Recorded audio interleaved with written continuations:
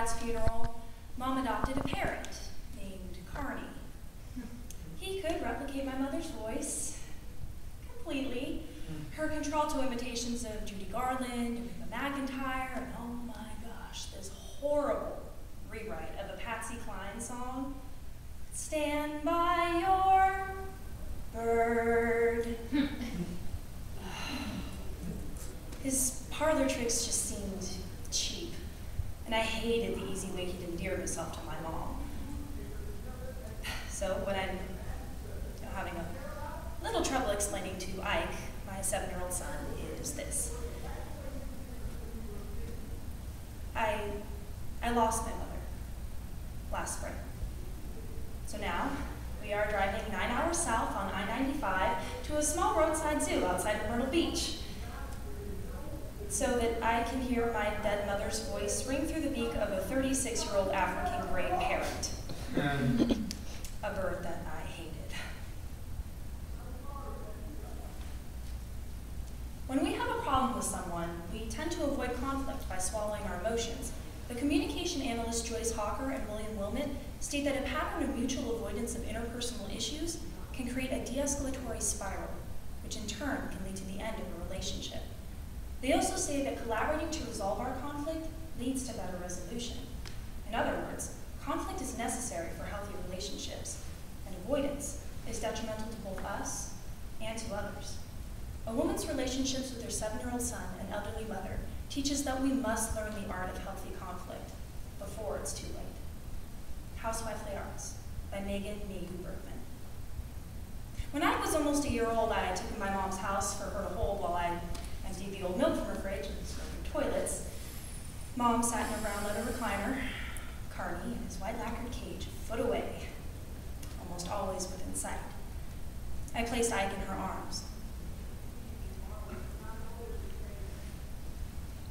You know, it's not hard to lose the baby weight, if you try. See, I was determined not to fight back. Oh, there was heat between us. Long-standing arguments we could still feel burning. Should we sell Dad's tools? Should she go to the eye doctor? Who would care for her bird? You know, eventually our disagreements became so sharp and so intense that we became afraid to engage with each other. And when we stopped fighting, it's like we lost something.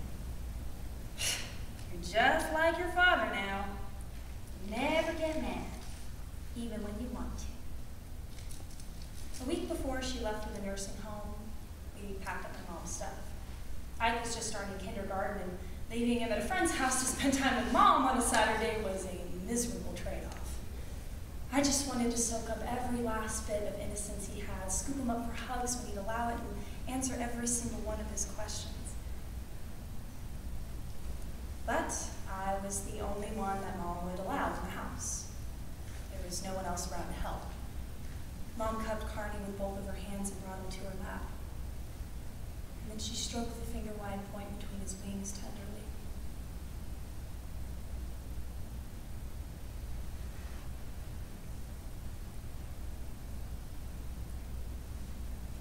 You know, the bird, was more familiar with her voice and touch than I was. And he was more dear to her everyday existence. Remember, Mom, I'm not obligated to look after that bird. Well, I'm not obligated to look after you.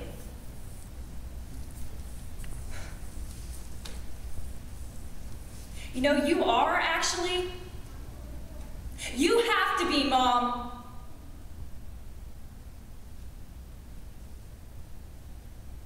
I had thought at the time.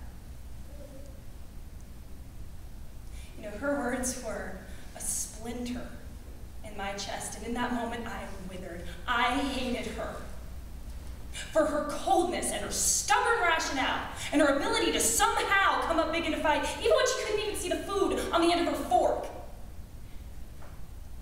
And then Carney scampers onto her shoulder and buries his head into her hair.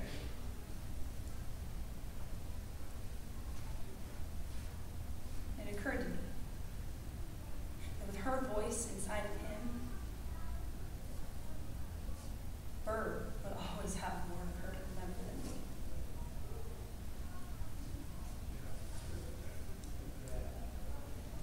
Ted's roadside zoo depresses me. We park outside.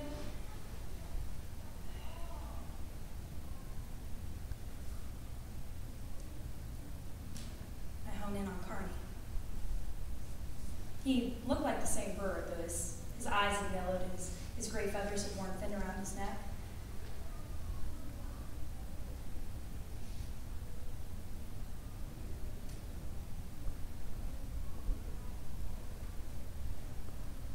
Carney.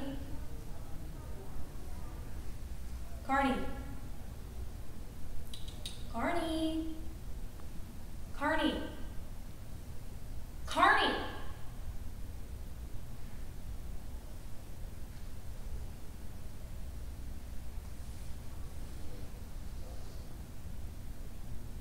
Carney. What's for dinner? Carney. Carney.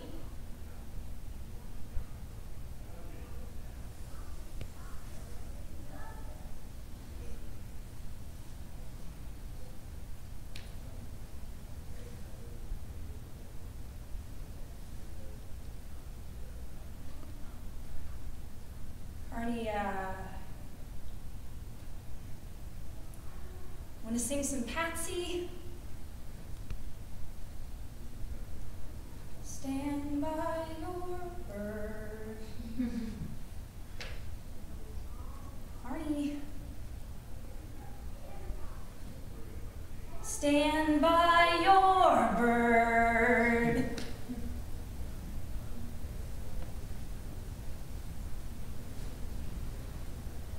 Carney.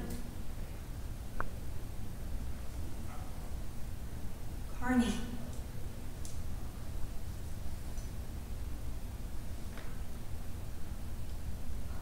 For a half hour, I coo and speak and dance, but the bird doesn't say a word. You know, beneath this wall of gray feathers lies the last shard of my mother. And I feel myself growing increasingly desperate. You know, she always spoke sweetly to Carney, and I just wanted to hear that sugary tone, the one that she hadn't used with me in her last years.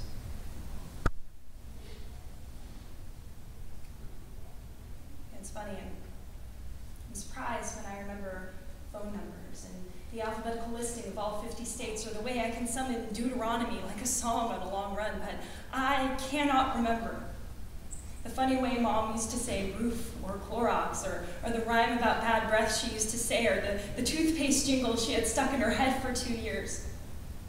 I mean, not even the sound of the way she used to say goodnight to me.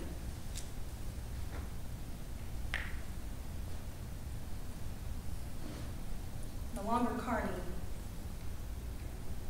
just goes without talking.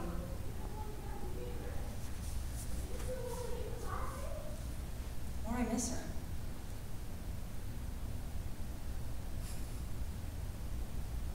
We've been driving toward home on I-95 for 5 hours now. The night sets in and the night gets kind of quiet. I watch his eyes in the rear view and I wonder what he's thinking.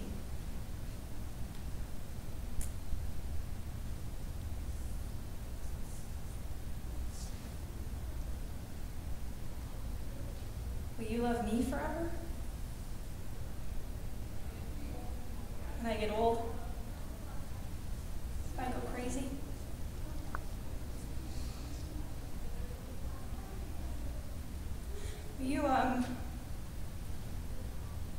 Will you be embarrassed of me? Avoid my calls? Wash dishes when you talk to me on the phone?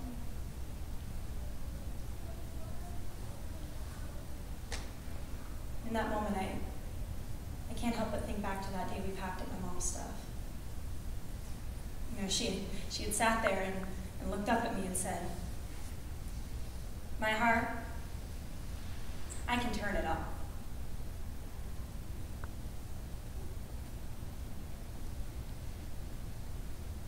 And I know the truth now.